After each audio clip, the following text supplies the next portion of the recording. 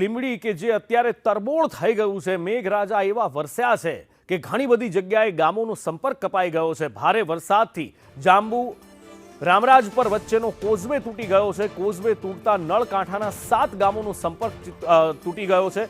જાંબુ, ભથાણ, પરાલી, રોજસર સંપર્ક વિહોણા થયા છે। એની સાથે સાથે મૂળ બાવળા, પરનાળા સહિતના ગામોનો પણ સંપર્ક કરવો અત્યારે અશક્ય બની ગયો છે। ભારે વરસાદના કારણે નળકાંઠાના ગામોમાં તારાજી સર્જાઈ છે।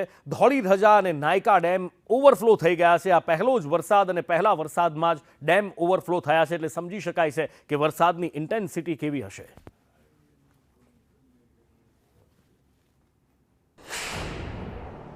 ઝાલાવાડમાં પ્રથમ ભારે વરસાદ વરસતા લીંબડી તાલુકાના ગ્રામ્ય વિસ્તારમાં મુસળધાર વરસાદના કારણે ખેતરોમાં પાણી ભરી રહ્યા છે, જ્યારે સુરેન્દ્રનગર જિલ્લાના ઉપરવાસ વિસ્તારમાં ભારે વરસાદ વરસતા તેનું પાણી જાંબુ ભથાણની સીમાડામાં ફરી વળ્યું છે અને હાલ જાંબુ ભથાણ તરફ જવાનો રસ્તો બંધ થઈ ગયો છે। આપણી સાથે છે ભથાણના સરપંચ કે જેઓ શું કહેવા માંગે, જાંબુના સરપંચ કે જેઓ શું કહેવા માંગે છે। શું કહેશો તમે, શું પરિસ્થિતિ છે?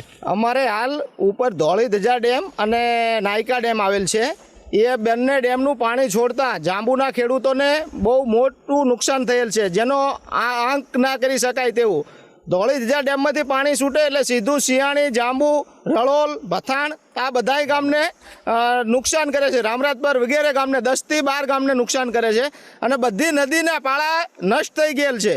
માટીકામ પૂરું, ડાળા એક પણ પાળો રહેલ નથી। બીજું કે રસ્તો બંધ થઈ ગયો છે જાંબુ રામરાજપર વચ્ચે, અને કોઈ દવાખાને જવું હોય કે કોઈ જગ્યાએ પશુતીનો દુખાવો ઉપડે તો દવાખાને પણ જાય એવી પોઝિશન નથી, અને જમીનને તથા પાક નુકસાની અને જમીન ધોવાણ બહુ મોટું નુકસાન થયેલ છે કે ખેડૂતોને માંગ છે કે પાક ધોવાણ, જમીન નુકસાનનું વળતર ચૂકવે સરકાર। આપ જોઈ રહ્યા છો કે તે ક્રોઝવેમાં ફૂલ પાણી જઈ રહ્યું છે અને ક્રોઝવેમાં પાણી જવાના કારણે હાલે જાંબુ, ભથાણ, રડોલ આજુબાજુના ગ્રામ્ય વિસ્તારના જે ગામડા છે તે હાલ વિખૂટા પડી ગયા છે।